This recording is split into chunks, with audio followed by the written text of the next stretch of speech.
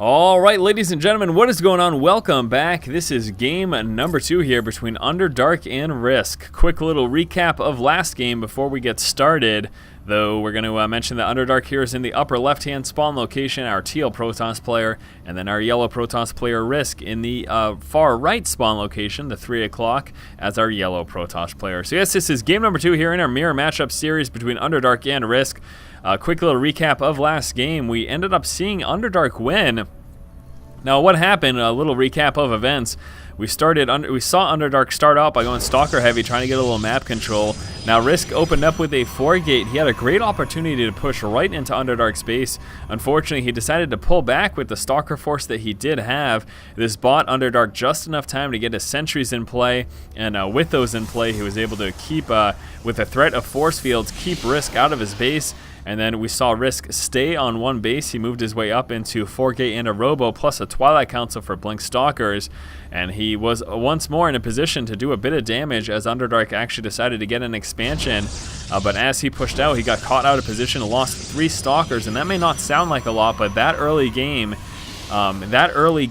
kind of loss in a mirror matchup, in this PvP matchup, is really devastating. Losing 3 Stalkers will really set you behind for once that big engagement does come through.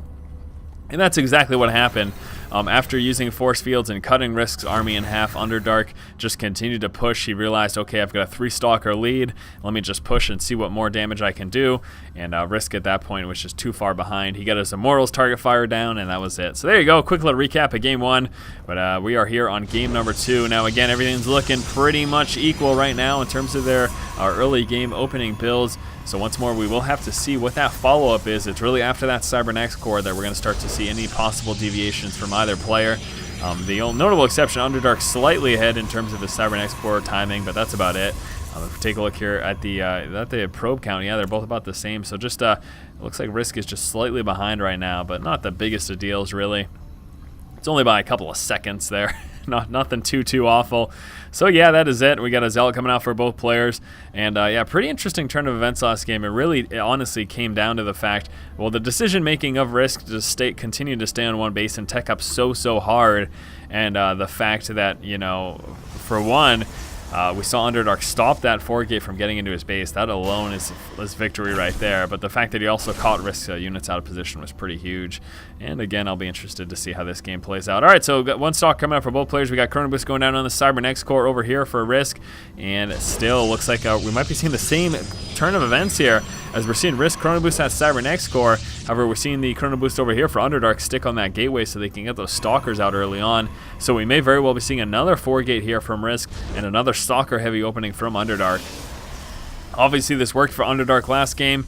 He's hoping that the same is going to happen this time. And we've got a Zealot and Pro moving across the map. It looks like both players have scouted out their opponents. There are only 3 possible spawn locations on this map, this bottom left-hand position being the only other one to actually choose from. And right now, again, we're going to see continued Chrono Boost here of this gateway. Second gateway coming through. This time, it's not going to be a 4-gate. Actually, RiSK only coming out with 3 gateways instead of the 4 that we saw last game. And instead of coming out with that additional gateway, we're actually going to be seeing Underdark continue to Chrono Boost out the Stalkers to try to get that really early game Stalker advantage. You can see right now 1 to 1 to 1 to 2, and that's that advantage to get from going Stalker heavy, and that just gives him the total map control as Underdark continues to push RiSK back into his main base now.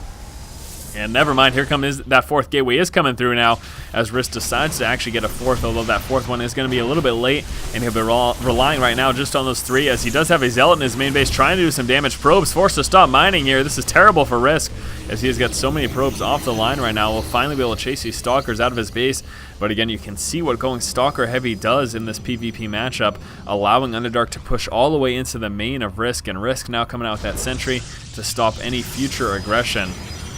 Going to be seeing a Twilight Council come out for RiSK, as we're going to be seeing some more Blink Stalkers here. A little bit of a different variant than what we saw last game, but still we'll be opening up with Blink Stalkers nonetheless. Just 3 gateways here for Underdark, and is he going to be getting something else? Let's keep an eye over here on this probe. See if he's going to be dropping another building or not. Look at that, Chrono Boosting out that Warp Gate. Very funny indeed. That last tail end of that Chrono Boost ended up catching that Warp Gate as it was coming on through. Looked pretty funny. Here's a Robotics. So Underdark will be going 3-gate Robo here to open up in this matchup. as opposed to the 4-gate Blink Stalker that we're going to be seeing from RiSK. Now in this particular position, I'm actually going to give the advantage to Underdark if he decides to go Immortal Heavy, which is what I'm assuming is going to happen.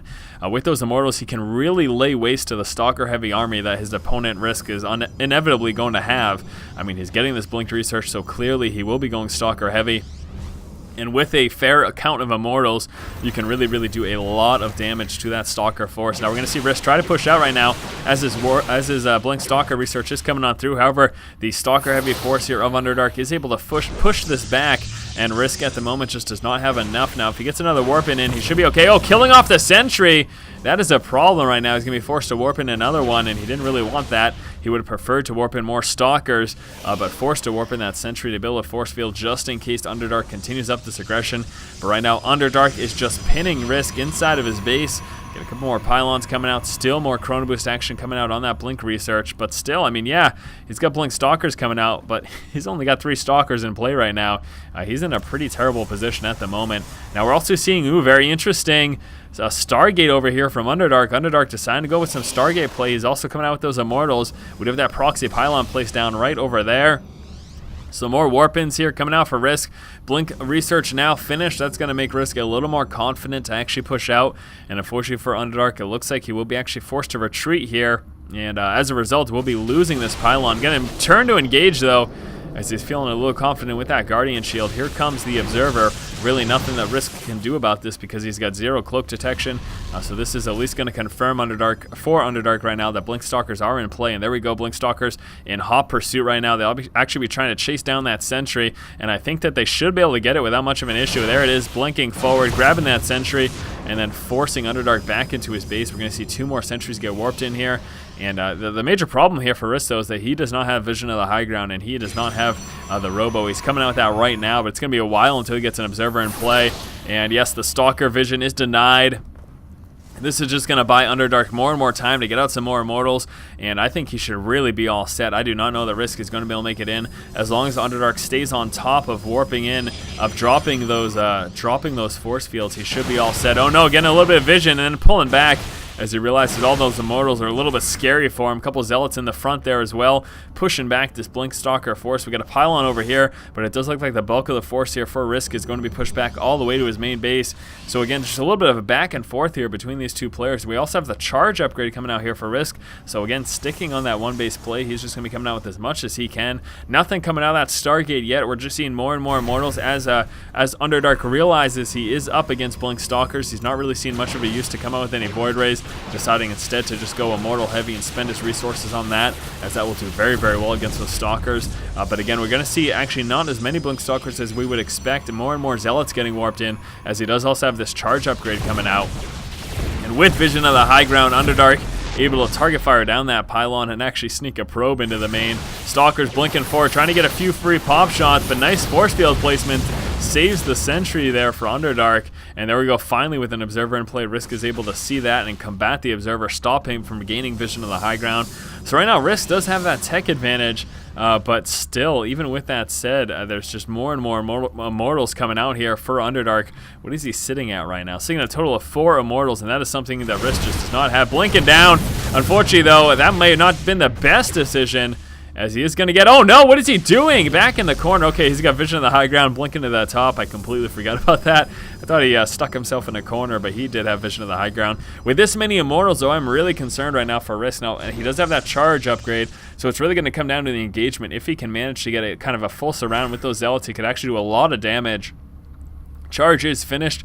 We'll be seeing some Phoenix action come out here for Underdark as he's making his way back, and he actually has also placed down this expansion. So it's kind of like what we saw last game, a little bit more extended, but the fact of the matter is that Underdark is prepared to move into a little bit later stage of the game by having this expansion coming through, and as long as he can defend this push, then he should be okay. Now realizing he's combating not only Charge Zealots, but also Blink Stalker, so it's really going to come down to his position. Charge Zealots moving forward, getting a full swoop right now.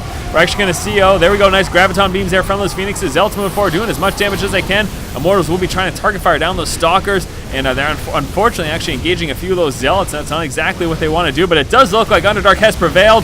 Managed to hold off this push here. He's going to be able to mop up the rest, and there it is. RiSK, not sure what exactly happened, but he did end up losing that. Really came down to positioning. Nice use of those Phoenixes as well. And there it is, RiSK calling the GG. All right, my friends, that is going to do it here in the series between Underdark and RiSK. It did look like Underdark ended up taking the series 2-0 against RiSK. Hopefully you did enjoy this mirror matchup commentary, this Protoss vs. Protoss series. As always, guys, if you like the content, please subscribe. Thank you so much for watching. Keep watching and keep owning.